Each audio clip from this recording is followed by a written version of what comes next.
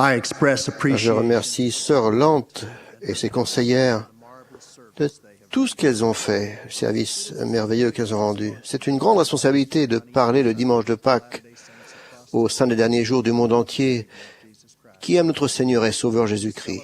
Nous célébrons ce matin sa victoire sur la mort.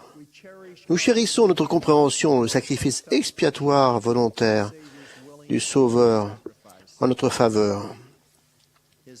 En acceptant la volonté de son Père, il a remporté une victoire divine sur la mort. Et c'est l'événement le plus important de toute l'histoire de l'humanité.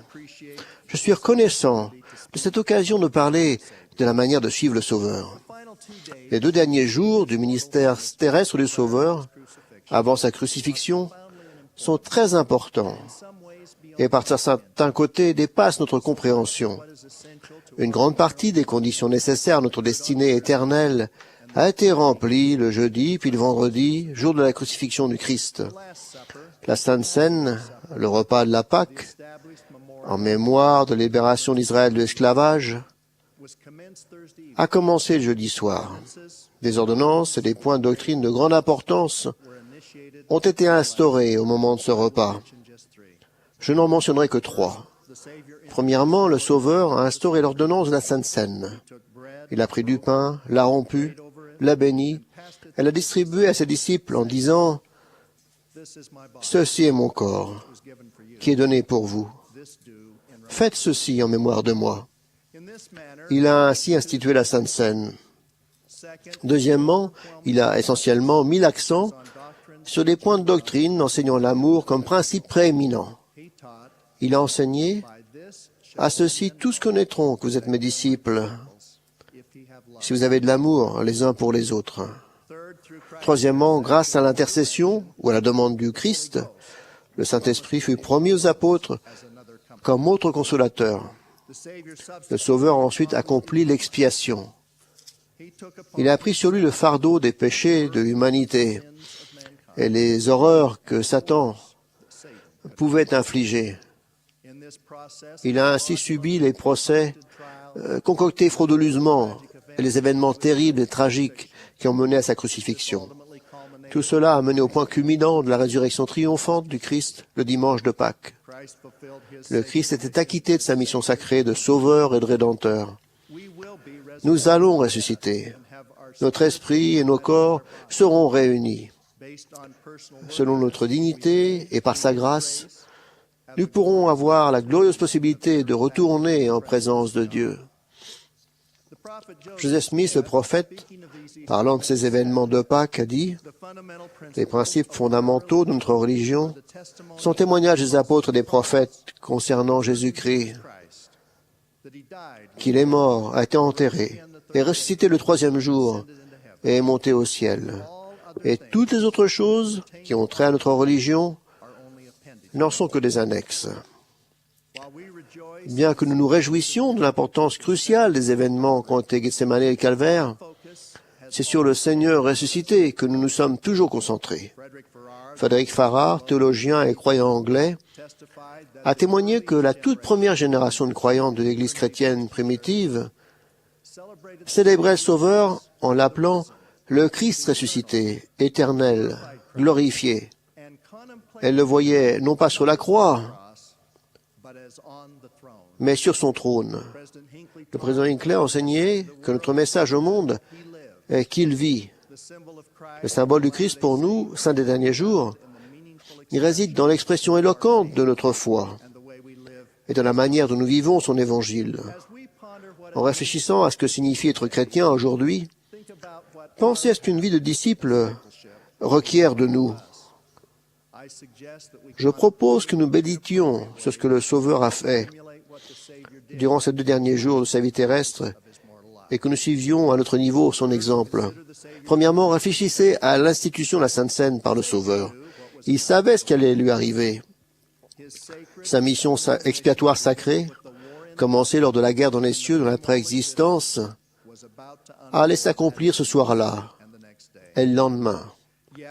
Et pourtant, alors que les procès intentés par ses adversaires étaient tout proches, il n'y a pas la moindre indication qui préparait une défense contre les fausses accusations. Au lieu de cela, le Sauveur présenta à ses disciples l'ordonnance sacrée de la Sainte Seine. En méditant sur ce moment solennel, je suis profondément touché. La réunion de Sainte Seine est la plus sacrée et la plus sainte de toutes les réunions d'Église. Après sa résurrection, le Sauveur a institué la Sainte Seine parmi les Néphites. Si nous voulons être ses disciples et être des membres engagés de son Église, nous devons nous souvenir de la Sainte Seine et la révérer. Elle permet à chacun de nous d'exprimer, le cœur brisé et l'esprit contrit, son désir de suivre le Sauveur, de se repentir et de devenir un saint par l'expiation du Christ.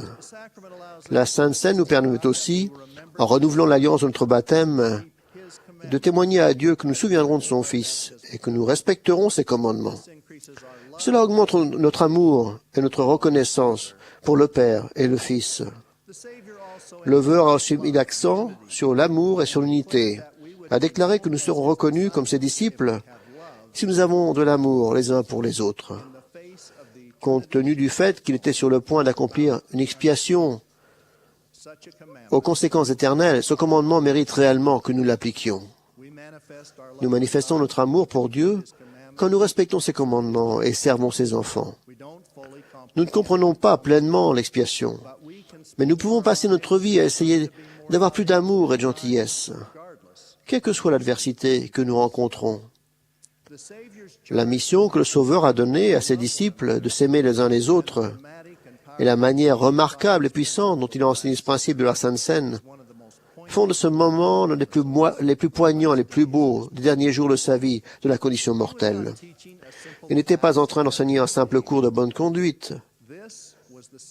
Le Fils de Dieu, en personne, était en train de supplier ses apôtres et tous les disciples qui les suivraient de se souvenir du plus important de ses enseignements et de le suivre. La manière dont nous agissons les uns envers les autres est une indication de notre désir de suivre Jésus-Christ. En écoutant les messages de cette conférence, nous allons être touchés et nous allons prendre la résolution et l'engagement de faire mieux. Mais lundi matin, nous allons retourner au travail, à l'école, dans notre quartier, et dans un monde qui est dans de nombreux cas dans la confusion. Beaucoup de gens dans ce monde ont peur les uns des autres et ont de mauvais sentiments envers les autres. Tout en comprenant ces sentiments, nous devons avoir des paroles courtoises et faire preuve de respect pour chacun. Cela est particulièrement vrai lorsque nous ne sommes pas d'accord. Le Seigneur nous enseigne à aimer même nos ennemis. La grande majorité de nos membres suivent cette recommandation, mais il y en a qui pensent qu'il est plus important d'exprimer leur colère ou leurs opinions profondes que de se conduire comme Jésus-Christ et de faire ce qu'il a enseigné. Je nous invite chacun, personnellement, à prendre conscience que la manière dont nous manifestons notre désaccord est une mesure réelle de notre personnalité et de notre fidélité au Sauveur. On peut ne pas être d'accord, mais on ne doit pas être désagréable. La violence et le vandalisme ne sont pas des manières d'exprimer nos désaccords. Si nous faisons preuve d'amour et de respect, même dans les moments difficiles, nous devenons davantage semblables au Christ. La promesse du Saint-Esprit que le Sauveur a faite aux 12 est d'une importance extrême en ce qu'elle définit le rôle prééminent du Saint-Esprit, troisième membre de la divinité. Le Saint-Esprit est un personnage d'esprit, le consolateur qui témoigne du Père et du Fils, révèle la vérité de toutes choses et sanctifie les gens qui se sont repentis et se sont fait baptiser. On l'appelle le Saint-Esprit de promesse. Et en tant que tel, il confirme que nos actes justes, nos ordonnances et nos alliances sont acceptables par Dieu. Les personnes qui sont scellées par le Saint-Esprit de promesse reçoivent tout ce que le Père possède. Nous vivons dans un monde bruyant, querelleur, où il est possible de regarder ou d'écouter des informations, de la musique, ou même des choses sans aucun sens, à pratiquement toute heure du jour. Si nous voulons avoir l'inspiration du Saint-Esprit, nous devons trouver le temps de ralentir, de méditer, de prier, et d'être dignes de recevoir son inspiration et d'agir en conséquence. Nous éviterons de graves erreurs si nous écoutons ces avertissements. Nous avons le droit, en tant que membres, de recevoir de lui la lumière et la connaissance, même jusqu'au jour parfait. Les épreuves de l'expiation subies par le Sauveur à Gethsemane et sur la croix sont un grand exemple pour nous. Il a subi des afflictions mentales, physiques et spirituelles qui sont au-delà de notre compréhension. Dans le jardin, il adressait cette prière à son Père. « Mon Père, s'il est possible, que cette coupe s'éloigne de moi. Toutefois, non pas ce que je veux, mais ce que tu veux. » Pour nous, ses disciples, il y aura des moments où nous serons éprouvés, persécutés, raillés injustement, où nous essuierons des tempêtes temporelles et spirituelles d'une ampleur qui nous semblera insoutenable, où nous prierons pour que des coupes amères s'éloignent de nous. Personne n'est exempté des tempêtes de la vie. Nous nous préparons pour la seconde venue du Sauveur. Les Écritures disent clairement que personne ne sait quand elle surviendra. Elles disent aussi que dans les derniers jours, parmi les coupes amères que nous connaîtrons, il y aura en divers lieux des tremblements de terre et des vagues de la mer se soulevant au-delà de leurs limites. Il y a eu récemment des tremblements de terre et des raz-de-marée dévastateurs en divers lieux, dont le Chili, Haïti et les îles du Pacifique. Il y a quelques semaines, David Burton, évêque président, Tad Callister et moi avons pu rencontrer les saints qui ont perdu des membres de leur famille suite au raz-de-marée qui a frappé la côte est de Samoa en septembre dernier. La chapelle était pleine et ce fut une réunion émouvante. Nous avons pu assurer à ces chers membres que grâce à l'expiation de Jésus-Christ, ils retrouveront les personnes aimées qu'ils ont perdues.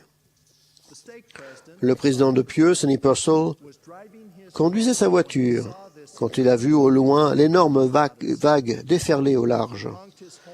En klaxonnant, il arrêtait les enfants qui allaient à l'école et leur a dit de courir le plus vite possible, chercher refuge sur les hauteurs. Les enfants l'ont fait. Il s'est précipité chez lui, a mis sa fille de 4 ans dans la voiture, puis il a essayé de trouver sa mère. Mais avant qu'il puisse parvenir jusqu'à elle, le mur d'eau a soulevé sa voiture et l'a projetée à 100 mètres de là, dans un arbre. Il a vite mis sa fille en sécurité sur le toit de la voiture.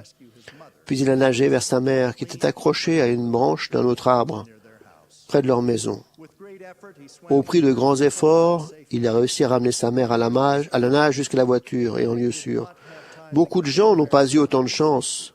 Ils n'ont pas eu le temps de se réfugier en hauteur. Beaucoup ont perdu la vie, particulièrement des enfants, des personnes âgées. Nous avons dit aux familles samoanes que les membres du monde entier ont exprimé leur amour et leur sollicitude, ont prié pour elles, ont fait des offrandes pour le fonds de jeûne et d'aide humanitaire pour les membres et leurs voisins. Il en est de même pour les membres et leurs voisins du Chili et d'Haïti. Nous agissons ainsi parce que nous suivons Jésus-Christ. Lorsque nous avons rencontré les familles Samoa, la signification spirituelle de prendre de la hauteur, de mener une vie meilleure et de s'agripper aux ordonnances salvatrices était très claire. L'exemple, la vie du Sauveur, nous enseigne à éviter spirituellement les chemins bas, où les choses de ce monde dominent. Tandis que je serrais les mains des membres après notre réunion, une sœur m'a dit qu'elle n'était pas allée avec sa famille au temple et qu'elle avait perdu une fille.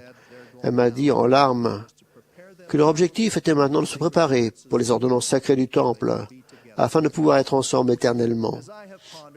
En réfléchissant à ce qu'avait dit cette sœur et à la situation actuelle du monde, j'ai ressenti l'urgence de recommander à chacun de nous de chercher la situation élevée, le refuge et la protection éternelle du temple. Le dimanche de Pâques, 3 avril 1836, une semaine après la consécration du temple de Kirtland, les 12 ont officié en distribuant la Sainte Seine aux membres.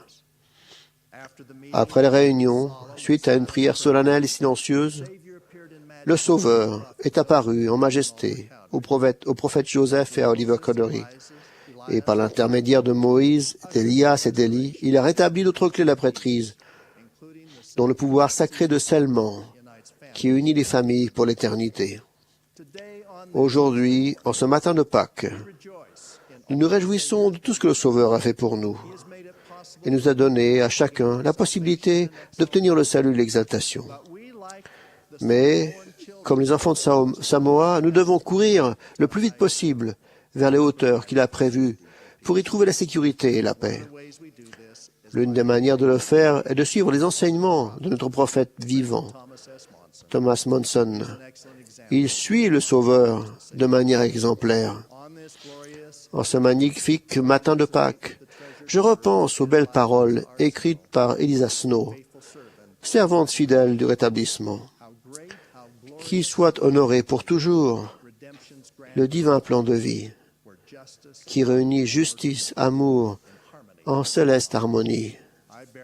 Je rends mon témoignage apostolique que Jésus-Christ vit et qu'il est le Sauveur et le Rédempteur du monde. Il a fourni le chemin qui mène au vrai bonheur. J'en témoigne. Au nom de Jésus-Christ. Amen.